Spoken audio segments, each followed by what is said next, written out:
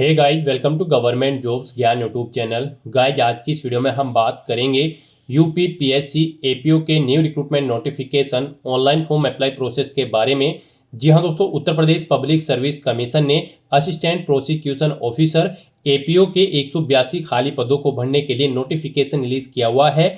Last date की update है, केवल 2 दिन शेष रह गए हैं। आप जल्द से जल्द अपना फॉर्म अप्लाई कर लें। अंतिम मौका है आपके पास इस भर्ती में पार्टिसिपेट करने के लिए। अंतिम समय में कैसे आप अपना फॉर्म अप्लाई करेंगे जिससे आपका फॉर्म रिजेक्ट ना हो, पूरी जानकारी आपको इस वीडियो में दी जाएगी। वन टाइम रजिस्ट्रेशन से लेकर प्रिंट तक पूरी जानकारी आपको इस वीडियो में मिलेगी। और हम आपको ये भी बताएंगे कि कौन सी वो कॉमन मिस्टेक है जिसे करने से आपका फॉर्म रिजेक्ट हो सकता है। तो आपको उस मिस्टेक को अवॉइड करते हुए अपना फॉर्म अप्लाई करना है। तो बिना कोई वक्त गंवाए चलिए शुरू करते हैं।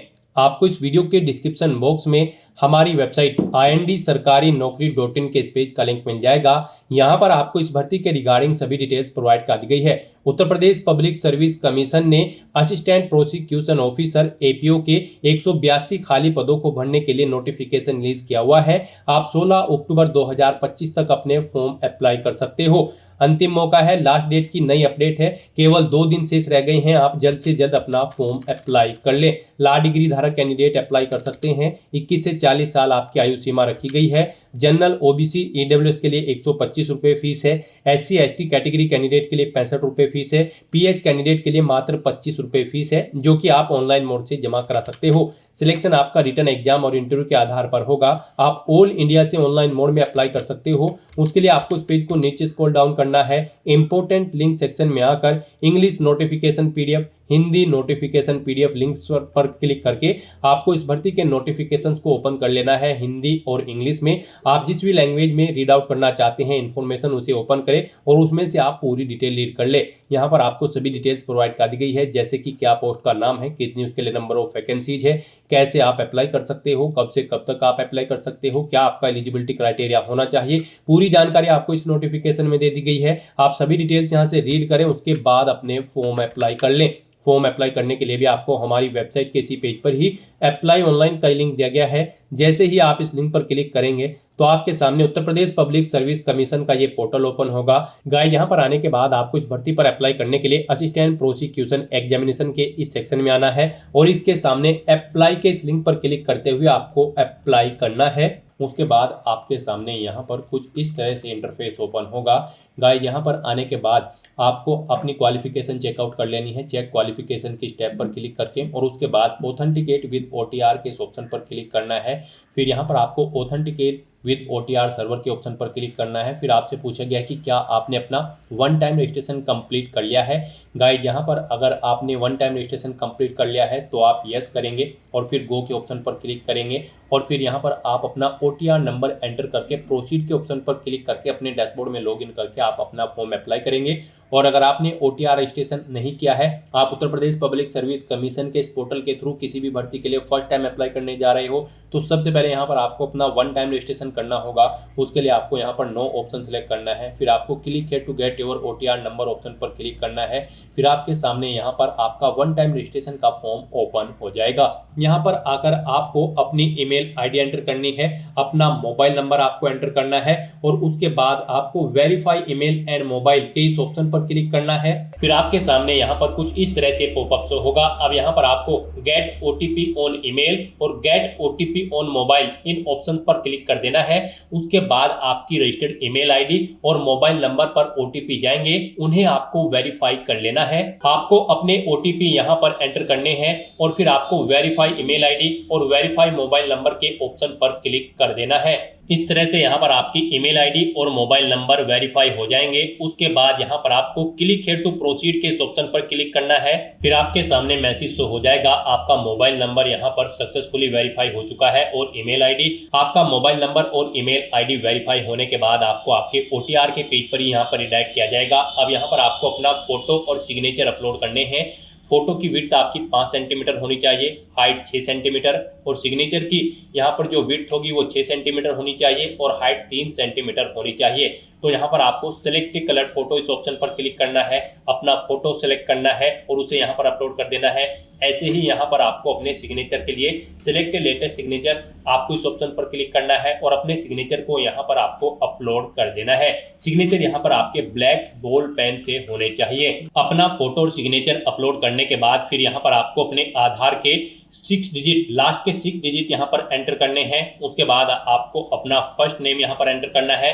मिडिल नेम है तो वो एंटर कर दे, लास्ट नेम है तो वो एंटर कर दे, नहीं है तो आप इन कॉलम्स को खाली भी छोड़ सकते हैं, ये यहाँ पर मैंडेटरी नहीं है। उसके बाद गाइज यहाँ पर आपको अपना जेंडर सेलेक्ट कर लेना है, फिर आपको अपनी डेट ऑफ बर्थ सेलेक्ट करनी है, फिर यहाँ पर आपको स्टेट ऑफ डोमिसाइल यानी कि आपको अपना स्टेट सेलेक्ट करना है, जिस स्टेट से आप बिलोंग करते हैं। उसके बाद यहाँ पर आपको अपना होम डिस्ट्रिक्ट सेलेक्ट कर लेना है, फिर यहाँ पर आपको अपनी कैटेगरी सेलेक्ट करनी है, जिस कैटेगरी से आप बिलोंग करते हैं। उसके बाद यहाँ पर आपको अपने फादर का फर्स्ट नेम आपको एंटर करना है, उसके बाद उनका मिडिल नेम आपको एंटर करना है अगर मिडिल नेम है, फिर आपको उनका लास्ट नेम यहाँ पर एंटर करना है अगर लास्ट नेम है, नहीं है तो आप इन कॉलम्स को खाली छोड़ सकते हैं, ये मैंडेटरी नहीं है। उसके बाद यहाँ पर आपको अपनी मदर का नाम एंटर करना है, ऐसे ही उनका मिडिल नेम और लास्ट नेम एंटर करना है, नहीं है तो आप इन कॉलम्स को खाली छोड़ दें मिडिल नेम और लास्ट नेम के। उसके बाद यहाँ पर आपको अपनी हाई स्कूल क्वालिफिकेशन की डिटेल देनी है, यहाँ पर आपको बोर्ड का नाम सेलेक्ट करना है, जिस बोर्ड से आपने अपनी 10वीं क्लास पास आउट की है, फिर आपको पासिंग ईयर सेलेक्ट करना है, अपना 10वीं का आपको रोल नंबर यहाँ पर एंटर करना है, फिर आपको ये कैप्चा कोड इस बॉक्स में एंटर करना है और उसके बाद गाइड यहाँ पर आपको रजिस्टर की इस टैब पर क्लिक कर देना है। इस तरह से यहाँ पर आपकी OTR प्रोसेस की ये सभी डिटेल सक्सेसफुली सबमिट हो चुकी है। अब आपको गाइड यहाँ पर क्लिक हियर टू लॉगिन के इस ऑप्शन पर क्लिक करना है। नेक्स्ट आपके सामने यहाँ पर लॉगिन का इंटरफेस ओपन होगा। अब गाइस यहाँ पर आपको लॉगिन करना है, उसके लिए यहाँ पर आपको 2 ऑप्शन दिए गए हैं, आप बाय मोबाइल नंबर या फिर बाय ईमेल आईडी अपनी चूज के अकॉर्डिंग किसी भी ऑप्शन का यूज करते हुए लॉगिन कर सकते हो। अगर आप यहाँ पर by email ID option select करते हो तो फिर यहाँ पर आपको सबसे पहले अपनी ईमेल आईडी एंटर करनी है, उसके बाद यहाँ पर आपको गेट OTP के इस ऑप्शन पर क्लिक करना है, फिर यहाँ पर आपकी ईमेल आईडी पर एक OTP आएगा, वो OTP आपको यहाँ पर एंटर करना है, ये वेरिफिकेशन कोड आपको इस बॉक्स में एंटर करना है और फिर गाइस यहाँ पर आपको लॉगिन की इस टैब पर क्लिक करके लॉगिन कर लेना है। और गाइस अगर आप मोबाइल नंबर के थ्रू लॉगिन करना चाहते हैं तो फिर मोबाइल नंबर ऑप्शन पर क्लिक करें और फिर यहाँ पर आपको अपनी लॉगिन आईडी यानी कि मोबाइल नंबर एंटर करना है, उसके बाद यहाँ पर आपको गेट OTP के इस ऑप्शन पर क्लिक करना है, फिर यहाँ पर आपको एक OTP आएगा आपके मोबाइल नंबर पर, वो OTP आपको यहाँ पर एंटर करना है, ये वेरिफिकेशन कोड आपको इस बॉक्स में एंटर करना है और फिर आपको लॉगिन की टैब पर क्लिक करते हुए लॉगिन कर लेना है। नेक्स्ट आपके सामने कुछ इस तरह से इंटरफेस ओपन होगा। अब यहाँ पर आपको अपना पासवर्ड क्रिएट करना है, यहाँ पर आप अपना पासवर्ड क्रिएट करें। इसके लिए आपको गाइडलाइन दी गई है, आपका पासवर्ड 8 से 15 कैरेक्टर के बीच में होना चाहिए और यहाँ पर ये अल्फा न्यूमेरिक फॉर्मेट में होना चाहिए। मींस आपके पासवर्ड में कम से कम एक अपर केस कैरेक्टर, एक लोअर केस कैरेक्टर, एक इंटीजर नंबर, एक स्पेशल कैरेक्टर जैसे कि @ या फिर $, होना चाहिए। इस फॉर्मेट में आपको अपना पासवर्ड रेडी करना है। तो इस तरह से आपको अपना पासवर्ड इस फॉर्मेट में यहाँ पर एंटर करना है। वही पासवर्ड आपको यहाँ पर रिटाइप न्यू पासवर्ड के इस कॉलम में एंटर करना है, सेम पासवर्ड, और अपने पासवर्ड को कंफर्म कर लेना है। फिर आपको ये वेरिफिकेशन कोड इस कॉलम में एंटर करना है और उसके बाद गाइस यहाँ पर आपको सबमिट के इस ऑप्शन पर क्लिक कर देना है। इस तरह से यहाँ पर आपका पासवर्ड सक्सेसफुली क्रिएट हो चुका है। अब आपको यहाँ पर click here to login first time इस लिंक पर क्लिक कर देना है। उसके बाद आपको यहाँ पर लॉगिन के इंटरफेस पर रिडायरेक्ट कर दिया जाएगा। अब यहाँ पर आपको दोबारा से मोबाइल नंबर या फिर ईमेल आईडी ऑप्शन के थ्रू यहाँ पर लॉगिन कर लेना है। यहाँ पर मोबाइल नंबर के थ्रू अगर आप लॉगिन करने जा रहे हो तो आपको अपना मोबाइल नंबर एंटर करना है, गेट OTP के ऑप्शन पर क्लिक करना है, फिर आपके मोबाइल नंबर पर OTP आएगा, वो OTP आपको यहाँ पर एंटर करना है और ये वेरिफिकेशन कोड आपको इस बॉक्स में एंटर करते हुए लॉगिन की टैब पर क्लिक करना है और अपने डैशबोर्ड में लॉगिन कर लेना है। और गाइस अगर आप यहाँ पर ईमेल आईडी के थ्रू लॉगिन करते हो तो फिर यहाँ पर आपको अपनी ईमेल आईडी एंटर करनी है। उसके बाद यहाँ पर आपको गेट OTP ऑप्शन पर क्लिक करना है, एक OTP आपके रजिस्टर्ड ईमेल आईडी पर आएगा, वो OTP आपको यहाँ पर एंटर करना है, ये वेरिफिकेशन कोड इस बॉक्स में एंटर करना है और फिर आपको लॉगिन की स्टेप पर क्लिक करते हुए लॉगिन कर लेना है। गाइस यहाँ पर लॉगिन करते हुए आपके सामने इस बार एक और नया ऑप्शन आया होगा, OTR नंबर, लेकिन इसके थ्रू यहाँ पर अभी आप लॉगिन नहीं कर सकते हो, आपको OTR नंबर अभी जनरेट नहीं हुआ है। अपना OTR सक्सेसफुली कंप्लीट करने के बाद जब आपको एक OTR नंबर मिल जाएगा, उसका यूज करते हुए फिर आप इस नंबर का यूज करते हुए लॉगिन कर सकते हो। तो फिलहाल तो यहाँ पर आपको मोबाइल नंबर या फिर ईमेल आईडी के थ्रू लॉगिन कर लेना है। लॉगिन करने के बाद आपके सामने कुछ इस तरह से इंटरफेस ओपन होगा। अब यहाँ पर आपको अपनी पर्सनल डिटेल देनी है। सबसे पहले यहाँ पर आपको अपनी नेशनलिटी सिलेक्ट कर लेनी है। उसके बाद आपको अपना मैरिटल स्टेटस देना है, आप सिंगल हो, मैरिड हो या फिर विडो हो या फिर डाइवोर्स हो। उसके बाद आपसे पूछा गया है कि क्या आप फ्रीडम फाइटर हैं, अगर हैं तो यस करें, नहीं है तो नो ऑप्शन सिलेक्ट करें। फिर यहाँ पर आपसे पूछा गया है कि क्या आप ex army emergency commission officer हैं या फिर शॉर्ट सर्विस कमीशन ऑफिसर है या कमीशन ऑफिसर्स हैं, आप इनमें से ऑप्शन सेलेक्ट करें। एक्स आर्मी हो या फिर EC हो या फिर SSC हो या फिर CO, अगर हैं तो इनमें से आप ऑप्शन सेलेक्ट करें और फिर आप अपनी सर्विस ड्यूरेशन यहाँ पर दें। उसके बाद रिटायरमेंट की डेट सेलेक्ट करें और अगर नहीं है तो यहाँ पर आपको नो ऑप्शन सेलेक्ट करना है, आगे की डिटेल आपको नहीं देनी है। उसके बाद यहाँ पर आपसे पूछा गया है कि क्या आप फिजिकली हैंडीकैप्ड हैं, अगर हैं तो यहाँ पर आप यस ऑप्शन सेलेक्ट करें।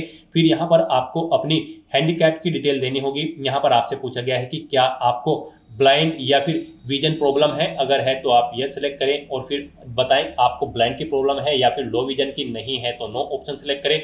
उसके बाद आपसे पूछा गया है कि क्या आपको डीफ या फिर हियरिंग प्रॉब्लम है, अगर है तो यस करें और फिर उसकी डिटेल दें। फिर आपसे पूछा गया है कि क्या आपको न्यूरोलॉजिकल प्रॉब्लम है, अगर है तो यस ऑप्शन सेलेक्ट करें और फिर उसकी डिटेल दें, नहीं है तो नो ऑप्शन सेलेक्ट करें। उसके बाद आपसे पूछा गया कि क्या आपको मल्टीपल डिसेबिलिटीज हैं, अगर हैं तो यस करें और फिर उसकी डिटेल दें, नहीं है तो नो ऑप्शन सेलेक्ट करें।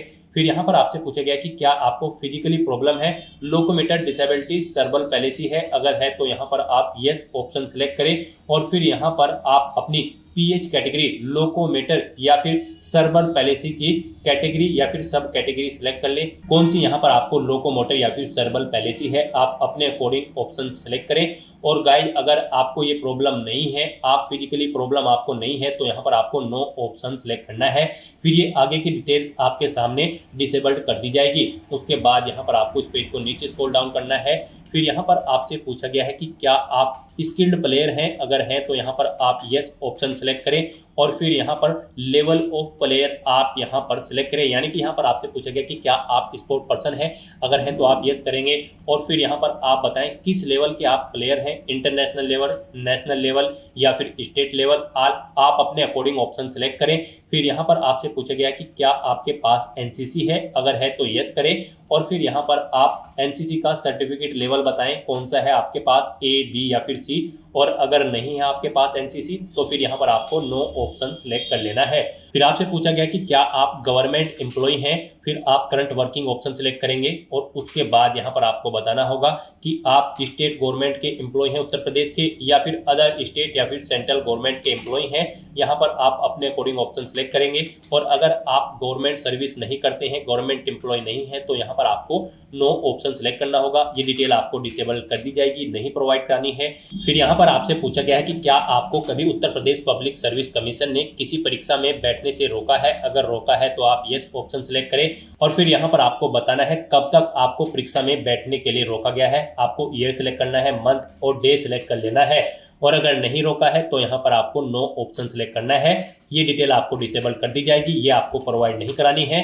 और इस तरह से अपनी ये सभी डिटेल्स फिल करने के बाद अब गाइज आपको सेव एंड नेक्स्ट के इस ऑप्शन पर क्लिक कर देना है। नेक्स्ट यहाँ पर आपको अपनी कम्युनिकेशन डिटेल प्रोवाइड करनी है। यहाँ पर आप अगर अपना अल्टरनेट मोबाइल नंबर एंटर करना चाहते हैं तो वो एंटर कर सकते हैं, नहीं करना चाहते हैं तो इस कॉलम को खाली छोड़ दें। अल्टरनेट ईमेल आईडी एंटर करना चाहते हैं तो वो आप यहाँ पर सेकंड अपनी ईमेल आईडी एंटर कर दें, नहीं करना चाहते हैं तो आप इस सेक्शन को खाली छोड़ दें। उसके बाद यहाँ पर आपको अपनी परमानेंट एड्रेस की डिटेल प्रोवाइड करनी है। यहाँ पर आप अपना एड्रेस एंटर करें, उसके बाद आप अपना स्टेट सेलेक्ट करें, फिर यहाँ पर आप डिस्ट्रिक्ट सेलेक्ट करें, अपना तहसील सेलेक्ट करें। उसके बाद बताएं आप रूरल एरिया से बिलोंग करते हैं या फिर अर्बन, आप अपने अकॉर्डिंग ऑप्शन सेलेक्ट करें। अगर आप अर्बन क्षेत्र से बिलोंग करते हैं तो फिर यहाँ पर आपको अपनी नगर पंचायत या फिर पालिका का नाम एंटर करना है। उसके बाद आपको अपना वार्ड नेम यहाँ पर देना है, फिर मोहल्ले का नाम आपको यहाँ पर देना है। और अगर आप रूरल क्षेत्र से आते हैं तो फिर यहाँ पर आपको अपने ब्लॉक का नाम सेलेक्ट करना है। उसके बाद आपको अपने न्याय या फिर ग्राम पंचायत का नाम यहाँ पर एंटर करना है, अपने विलेज का नाम यहाँ पर आपको सिलेक्ट कर लेना है।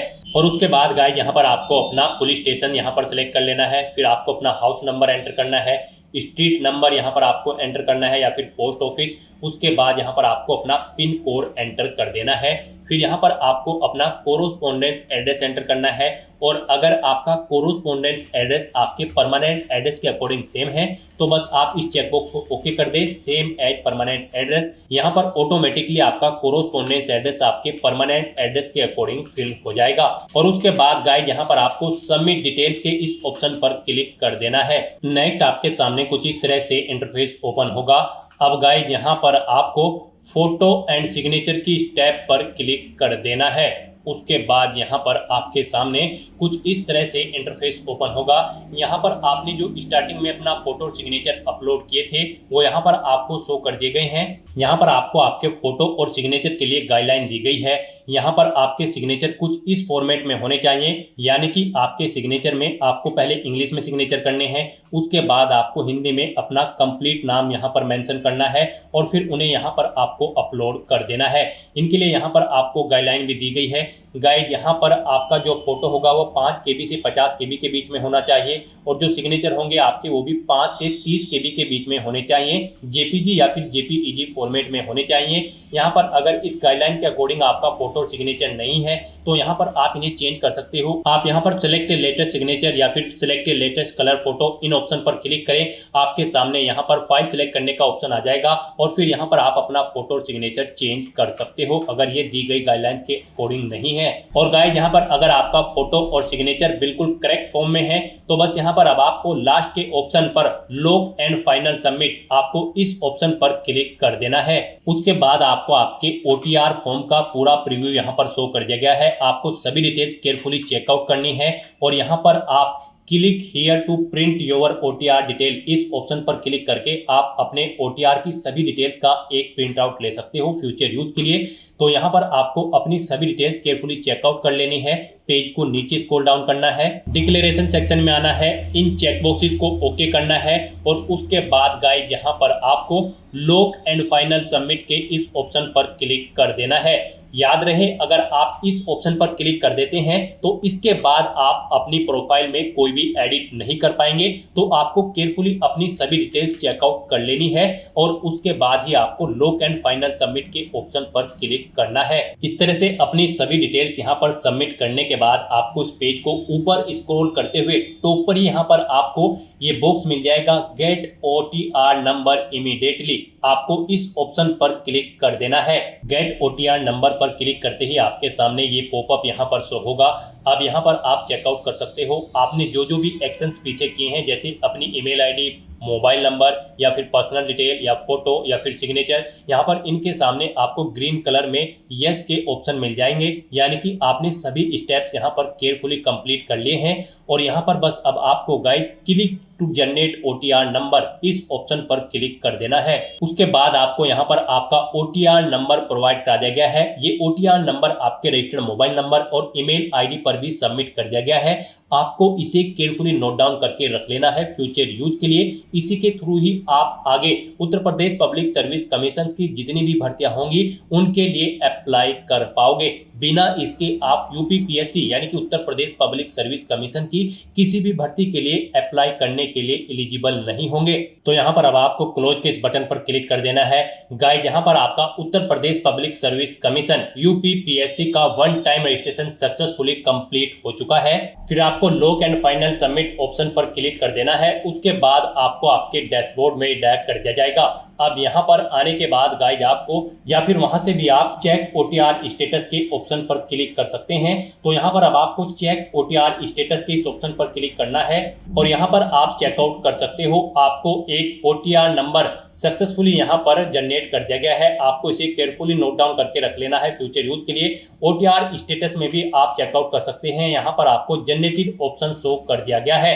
तो यहाँ पर आपका उत्तर प्रदेश पब्लिक सर्विस कमीशन की ऑफिशियल वेबसाइट पर one time registration successfully complete हो चुका है। स्टेप बाय स्टेप आप ऐसे अपना उत्तर प्रदेश पब्लिक सर्विस कमीशन की ऑफिशियल वेबसाइट पर वन टाइम रजिस्ट्रेशन कंप्लीट कर सकते हो। अपना वन टाइम रजिस्ट्रेशन कंप्लीट करने के बाद आपको दोबारा से हमारी वेबसाइट के इसी पेज पर ही आना है। यहाँ पर आपको दोबारा से अप्लाई ऑनलाइन के इस लिंक पर क्लिक करना है। फिर आपके सामने यही इंटरफेस ओपन होगा। अब यहाँ पर आपको असिस्टेंट प्रोसिक्यूशन ऑफिसर एग्जामिनेशन के सामने अप्लाई की स्टेप पर क्लिक करना है। उसके बाद यहाँ पर आपको ऑथेंटिकेट विद OTR की टैब पर क्लिक करना है। फिर आपको ऑथेंटिकेट विद OTR सर्वर की टैब पर क्लिक करना है। अब यहाँ पर आपसे दोबारा पूछा गया है कि क्या आपने अपना OTR रजिस्ट्रेशन कंप्लीट कर लिया है, तो यहाँ पर आपको यस ऑप्शन सेलेक्ट करना है, गो के ऑप्शन पर क्लिक करना है, अपना OTR नंबर यहाँ पर आपको एंटर करना है। जो OTR नंबर आपको प्राप्त हुआ है अपना वन टाइम रजिस्ट्रेशन कंप्लीट करने के बाद, वो OTR नंबर आप यहाँ पर एंटर करें और उसके बाद फिर गाइज आप यहाँ पर प्रोसीड की स्टेप पर क्लिक कर दें। फिर यहाँ पर आपकी पर्सनल इंफॉर्मेशन आपके OTR से फैच कर ली गई है। अब यहाँ पर गाइज आपको क्लिक हियर टू ऑथेंटिकेट के इस ऑप्शन पर क्लिक करना है। ऑथेंटिकेशन के लिए भी यहाँ पर आपको दो ऑप्शन दिए गए हैं, आप पासवर्ड के थ्रू या फिर OTP के थ्रू अपना ऑथेंटिकेशन कर सकते हैं। अब यहाँ पर अगर आप पासवर्ड ऑप्शन सेलेक्ट करते हैं तो आपको अपना पासवर्ड यहाँ पर एंटर करना है और उसके बाद गाइड फिर आपको प्रोसीड के इस ऑप्शन पर क्लिक कर देना है। नेक्स्ट आपके सामने कुछ इस तरह से इंटरफेस ओपन होगा। यहाँ पर आपकी बेसिक डिटेल आपके OTR से फैच कर ली गई है और पोस्ट की डिटेल, जिस पोस्ट के लिए आप अप्लाई कर रहे हैं APO की, उसकी डिटेल भी यहाँ पर आपको प्रोवाइड करा दी गई है कि इस पोस्ट पर आपको कितनी सैलरी प्रोवाइड कराई जाएगी, क्या आपकी यहाँ पर एलिजिबिलिटी होनी चाहिए, लोअर एज कितनी होनी चाहिए, अपर एज आपकी कितनी होनी चाहिए, नंबर ऑफ वैकेंसीज कितनी है, पूरी जानकारी आपको पोस्ट के रिगार्डिंग दे दी गई है। तो यहाँ पर आपको सभी डिटेल्स केयरफुली चेकआउट कर लेनी है और उसके बाद गाइड फिर यहाँ पर आपको प्रोसीड के इस ऑप्शन पर क्लिक कर देना है। नेक्स्ट आपके सामने कुछ इस तरह से इंटरफेस ओपन होगा। यहाँ पर आपकी सभी डिटेल्स आपके OTR से फैच कर ली गई है। आपको सभी डिटेल केयरफुली चेकआउट करनी है, पेज को नीचे स्क्रॉल डाउन करना है और यहाँ पर आपको इसेंशियल क्वालिफिकेशन डिटेल के सेक्शन में आ जाना है। यहाँ पर आपसे पूछा गया है इस पोस्ट पर अप्लाई करने के लिए आपके पास लॉ डिग्री होनी चाहिए किसी वेल रिकॉग्नाइज्ड यूनिवर्सिटी से, तो यहाँ पर आपको यस ऑप्शन सेलेक्ट करना है। उसके बाद आपको ये कैप्चा कोड इस बॉक्स में एंटर करना है और फिर गाइज आपको proceed for entering other detail के इस ऑप्शन पर क्लिक कर देना है। फिर यहाँ पर आपको आपके डैशबोर्ड में डायरेक्ट कर दिया गया है। अब गाइज यहाँ पर आपको करंट में यूपी PSC की जितनी भी भर्तियां चल रही है वो यहाँ पर आपको शो कर दी गई है। अब यहाँ पर आपको असिस्टेंट प्रोसिक्यूशन एग्जामिनेशन की इस भर्ती के सामने यहाँ पर आपको submit details fill part second, ये ब्लिंकिंग टैब शो हो रही होगी, आपको इस पर क्लिक करना है। नेक्स्ट आपके सामने कुछ इस तरह से इंटरफेस ओपन होगा।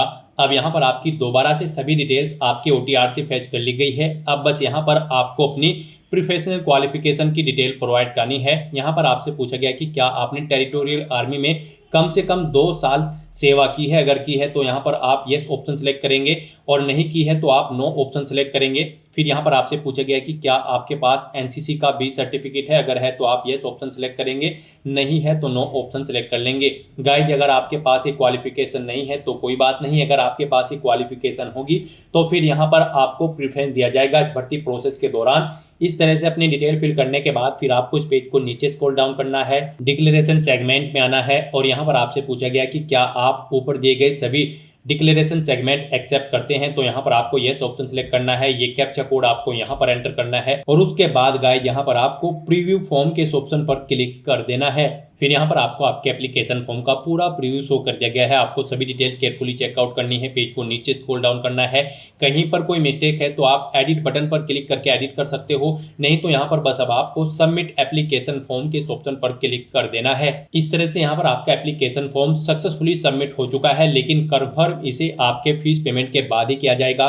तो यहाँ पर अब आपसे पूछा गया कि क्या आप अपना फीस पेमेंट करना चाहते हैं, तो यहाँ पर अब आपको यस के इस टैब पर क्लिक कर देना है और अपना फीस पेमेंट कर देना है। नेक्स्ट आपके सामने फीस पेमेंट के लिए कुछ इस तरह से इंटरफेस ओपन होगा। यहाँ पर आप net banking, debit card, credit card या फिर UPI या फिर SBI ब्रांच के माध्यम से अपना फीस पेमेंट कर सकते हो। गाइस यहाँ पर आपके लिए सबसे इजी और बेस्ट ऑप्शन UPI का रहेगा। आप UPI के इस ऑप्शन पर क्लिक करें, फिर यहाँ पर आपको आपकी कैटेगरी के अकॉर्डिंग एप्लीकेशन फीस का अमाउंट देखने को मिल जाएगा। UPI में भी आपके पास 2 ऑप्शन है जिनके थ्रू आप फीस पेमेंट कर सकते हो। आप अपनी UPI ID एंटर करके अपना फीस पेमेंट कर सकते हो या फिर QR कोड के थ्रू आप अपना फीस पेमेंट कर सकते हो। UPI ID ऑप्शन अगर आप सिलेक्ट करते हैं तो यहाँ पर आप अपनी UPI ID एंटर करें, VPN नरेशन यहाँ पर एंटर करें और उसके बाद कन्फर्म के इस ऑप्शन पर क्लिक करते हुए आप अपना फीस पेमेंट कर दें। और गाइज अगर आप QR कोड का ऑप्शन सेलेक्ट करते हैं तो फिर आपके सामने ये QR कोड शो होगा। आप इसे अपने UPI से स्कैन करें और अपना फीस पेमेंट कर दें। सक्सेसफुली फीस पेमेंट करने के बाद यहाँ पर आपके एप्लीकेशन फॉर्म की सभी टास्क कंप्लीट हो जाएगी। उसके बाद आपको अपने एप्लीकेशन फॉर्म का एक हार्ड कॉपी प्रिंट आउट ले लेना है फ्यूचर यूज के लिए, फ्यूचर रेफरेंस के लिए, और आप अपने डैशबोर्ड में जाकर चेकआउट कर सकते हो कि आपका एप्लीकेशन फॉर्म सक्सेसफुली सबमिट हो चुका है या फिर नहीं। आप उसका स्टेटस भी चेकआउट कर सकते हैं। तो दोस्तों ऐसे आप उत्तर Pradesh public service commission APO के इन खाली पदों को भरने के लिए अपना फॉर्म अप्लाई कर सकते हो बिना कोई मिस्टेक किए हुए। आज की इस वीडियो में बस इतना ही। आई होप ये वीडियो आपको पसंद आई होगी। अगर पसंद आई हो तो इसे लाइक और शेयर करें। चैनल पर नए हो तो इसे सब्सक्राइब कर लें। Thanks for watching.